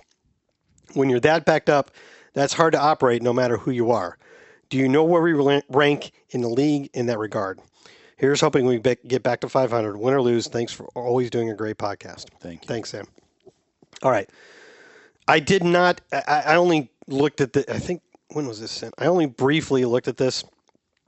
So – if there's a way for me to know how we rank in the league in terms of drives started inside your 10, I didn't find it. However, I'd keep my own stats on that very thing year by year. And I went to look at them thinking, no, who is it? Sam here is wrong. It's just the perception, because in this last game we started 3 straight drives inside our 10 in the fourth quarter. But actually, he's right. He's right. It is up. It is up. We have, in 7 games so far this season, we have started 11 drives inside our 10-yard line. Crazy. 10-yard line, or 10 to 1. Or 11 and 6. That's 11 times in 7 games. Last year we did that 14 times in 17 games. The year before, 16 times in 17 games. Wow. And in 2020, 11 times in 16 games. So to have 11 in just 7 games is way. Yeah. So, yes, that has happened a lot. And the punters are much better now, I guess. yeah, I mean, that Buffalo punter was solid. He was like probably one of their 5 most important players. Now, if we decide we're not going to get a player, you could read that long rant. That's okay. So, all right. I'll do all the emails then. Okay. Yeah, I just feel we should. We Okay, well, then we got that one and 3 more, so let me get to this one. This is from Alexander in Brazil. Ahoy, salty ones. Hope this finds you both well. I have to admit that I was a little too salty last week, but only because I didn't see a way we could have dropped that game. You see, it was different against the Eagles, Lions, and Bills. Oh, so he's talking about the Atlanta game, where I thought we could win, but it was kind of an uphill battle. Mm-hmm. Speaking of it, I keep watching last game's replay, hoping Chris Godwin will turn his head a second earlier. You just watch it and hope it's different. And we win that game after the extra point, of course. I wonder if you fast-forwarded if his head turns faster. But anyway, I believe that this team will find a way and we will win the next 2 games. Yeah. It's about time our offense starts making plays. And what about our new long-awaited Salty Dogs merchandising? Keep waiting. I'm really curious about that. Since you did, thanks for reading, Alexander from Sao Paulo, Brazil. All right, Mark Rice from Mesa. This is our friend in Mesa. I really wanted to read this one too because it gives kudos to some of our coworkers. Good. Gentlemen, I wanted to take a moment and once again heap some praise on the Bucs media team for the latest installment of In the Current, which you do the voiceover for, right? Well, you're also featured in I'm featured in it these days. Yeah. The segment about the origins of the Hey Hey Tampa Bay fight song was as cool as it was unexpected. I haven't watched this one yet. Very cool. It is very, That was a nice touch. Yeah. Exclamation point. And while we're distributing praise, how about a little love for the work that Dave Moore does on the weekly radio broadcast? Question mark, exclamation point. Wow. I particularly appreciate that he offers critical insights like diagnosing why a play doesn't work, who likely missed an assignment, and even when the team gets away with uncalled penalties. You get the sense that if he were still in the locker room, he'd be one of the main voices fostering accountability among his teammates. Of course, we appreciated him celebrating the team's success more than anything, but it is refreshing to have a color commentator that calls the good, the bad, and the ugly. Yeah. He approaches it like if he was your coach and was telling you what was wrong, and he always feels that a player can never get mad at him because that's what your coach is going to tell you. So I don't think the players will get mad at him. No. Mark says, thanks for doing what you guys do. Okay. Daniel doesn't say, East Lake, Florida. Okay. Ahoy, Salty Dogs. Hope you guys are doing well, even though we have lost 3 in a row. Hopefully we can turn the corner this upcoming Sunday with a win against the Texans. As we saw last season, win the South, clinch a playoff spot. Yep. My question is, who do you think should be the next Bucs player in the Ring of Honor? In my opinion, it should be Martin Gramatica because of the clutch kicks he had during his time here, especially during the season we won our first Super Bowl. Also, Scott, I love when you do the mailbox. And Jeff, you do a great job narrating Inside the Current with the Bucs. I love the show, but not as much as I love this show. LOL. Well, that's really nice, That's Dan. nice. It is. Take care sincerely, Dan DeMaria from East Lake, Florida. Go Bucs. Thanks. A local guy. We like it. How close is East Lake to here? I mean, I think, isn't it East Lake just right off of between? I know there's a golf course called East Lake Woodlands. Isn't that? Is that the same thing? I don't know. That's East Lake, Florida. Interesting. East Lake, Florida. All one word. All one word. Oh, Which is the okay. case for East Lake Woodlands, Okay. the golf course. Okay. I have a very strong opinion on this matter.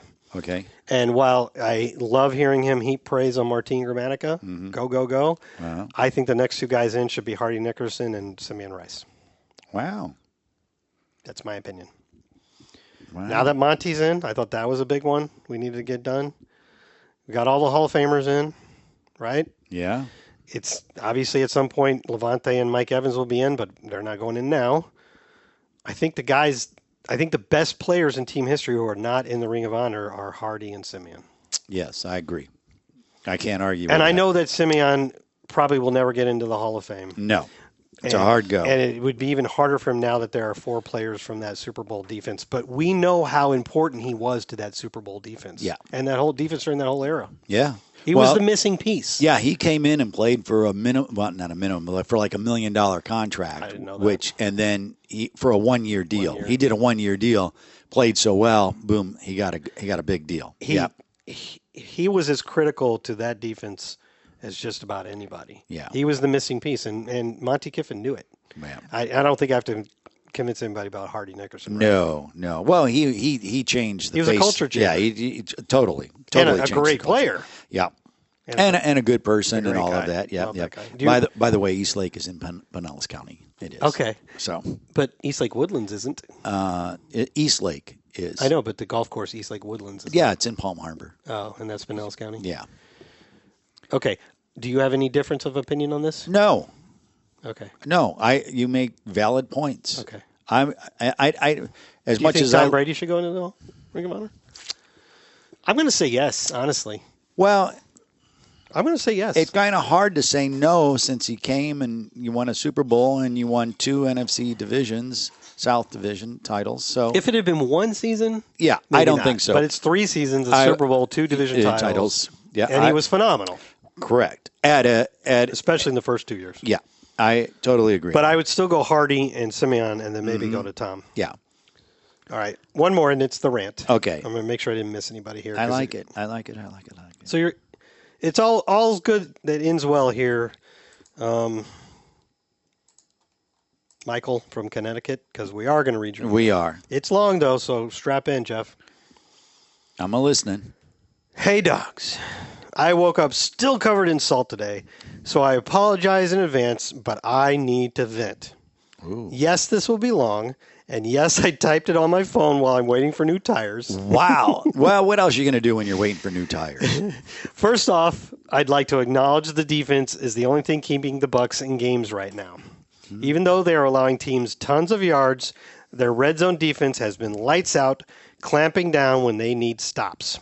However, with the way the offense has been playing, I can't help but wonder how long it will last. They're going to get worn out if they're only getting a few plays off with all these 3-and-outs. I'd like to stop here for a moment and say the time of possession in the last 3 games has not been lopsided. No.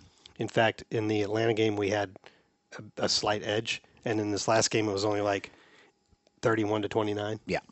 But it just felt that way. It may feel that way, but that's not happening. I don't All right. think. And also, I'm going to finish reading this rant. I don't agree with the overall tenor that the offense has been a disaster. The offense is having some problems, but it also is showing a lot of things, other than running the ball, of course, that it can do. A lot of things that make me optimistic. Okay. I'm with you on that. Okay. What's more frustrating is the offense is. Should have just kept. Yeah, you should have kept going. What's more frustrating is the offense is clearly capable of getting yards, but it can't stop shooting themselves in the foot. That's fair. There you go. That's fair. I shouldn't have stopped. I should have just kept reading. Fair. Big completion to Evans, called back because Malk tackled a guy. I didn't see the replay, which that's me saying that. Yeah. Which I'll admit seemed more like a pancake than a hold, but still got a flag. I don't think this is the same one, but maybe it was. Maybe it was, because I was complaining when I saw the replay. I'm like, that guy tripped. Yes. And then he fell Correct. on him. Was that play? That was okay, that play. then I completely agree. Yes. Completely agree. Yes. I was very angrily talking to one of my coworkers next to me after I played. I'm like, I understand the ref's going to call that because it looks like it dragged him down, but dude he tripped. He tripped, and then he fell and then on Cody him. was Tripped engaged over. with him, so yeah. he trips over him. Right. All right, now I'm mad. Yeah. Big run by White, called back by Holt from Gedeke. Yeah. And he, in his next email, which we already read, that was actually Palmer, who had a pretty rough night. I think got Laundry on the field 3 times last night for holding. Not holding, false start, which I think. What the hell is going on? We moved on from Donovan Smith, who is a great Buck, but I'm pretty sure led the league in holding calls last year, and it's like they're picking up the slack. No. This is too much small sample size here, Mike. I admitted I was wrong about the last one, but Luke's had a good season. If you look at his Pro Football Focus grades, he's really having a really good season. Yeah. He had 3 false start penalties in that last game. And he knows he has to improve. He's had 1 otherwise the whole year. You can say he had a rough game, but I will not agree with you that he's having a bad season. Yeah. Sorry. I got to draw the line there. All right. I know that's the case in real life, but my God, these penalties are killing drives. That's true. That's true. Yeah. If they can't help themselves, the D won't be able to save them too much longer. Agree. I hope they get it together because this season is going to get sideways if it hasn't already. Dropping 3 games in a row is not a good sign. Well, no. it's not so much that it's not a good sign, it's just it's not good. No. Sorry, no questions today. Just needed to shake off the salt. Hope you enjoy the wedding. Wait a minute. He sent it on Friday. Yeah. Okay. And please don't stop bickering at each other. Nobody's offended. It's why we love the show. I totally appreciate the fact that he found something to do as he's getting tires changed. I have to remember. I had to buy a new tire recently. Yeah. Mine was leaking. Yeah, I think it's the fact that he's getting tire changed and he's all fired up about the Bucs and he's working off his phone. How's the punctuation on it? Pretty good. Yeah, there's Was it no exclamation points. It's in an email, correct? It's not all caps. Yeah. I don't see a single exclamation point. Really? He did have 3 question marks after the "What the hell is going on?" Wow, that means he's really, really mad. That's like, what the hell is going on? Yeah. Although I would probably have thrown an exclamation point in there with the question marks. Oh. Just to be like, what the hell is going on? Yeah. But there's no all caps. All said and done, it's pretty measured. Nice. I mean, you could tell he says right off the top he's salty. Yeah, we get that. Wow. Listen. And all of it was pretty much on point. I just don't agree with the Luke Edekes not having a good season point. That's yeah, the only one. I totally agree. And he should listen to Bucs Total Access Mondays 10:30. That's the one you would want to listen to. It's archived on the website. It's right? Yeah, it's on the website right now. Okay. So that would be a good one. I think you'll get a better feel for who Luke is and what he's trying to accomplish. And it's, no one knows more than when a holding call and it's on you that you shouldn't do that. So that I'm just saying. The thing about the difference between a holding call and a false start call is sometimes holding calls, sometimes obviously you mess up and it's bad technique or something, but sometimes, like the one we just talked about with Cody Mauk, you really didn't do anything wrong. Right. If you false start, you clearly did something wrong. Yeah. Yeah. And it's something that's preventable. Cody couldn't prevent the fact that the dude tripped and then he tripped over him. But those are the things that need to be corrected. And if you're not a little bit salty after the last 3 weeks, then you're not being really true to yourself. Yeah. And so it all begins on Sunday. When we talk about false starts, let's keep in mind that we have played road games in New Orleans, Minnesota, and Buffalo. Yeah. 3 of probably the 5 loudest stadiums in the. And so then you're going to be in Houston, which is a dome. Yeah, but I don't know if it has a reputation for loudness. Yeah. Indianapolis. Yeah, they can get pretty loud. They get pretty loud. And then we'll be in San Francisco. So we have. Not in that order. No. Atlanta later, but they don't tend to get that loud. No. Green Bay gets loud for what they have. Right. But it's they may not be loud by that time. Yeah. They struggling. traded away Rasul Douglas, so I assume they're not going for it. No. All right. That's a lot of questions. So no player. All right. After this, okay. I don't think that makes sense. All right. Okay. Plenty of time. We got it. Cool. Very Makes good. my day easier tomorrow. It's all about you, my friend. Thank you. Since you did, thanks for listening.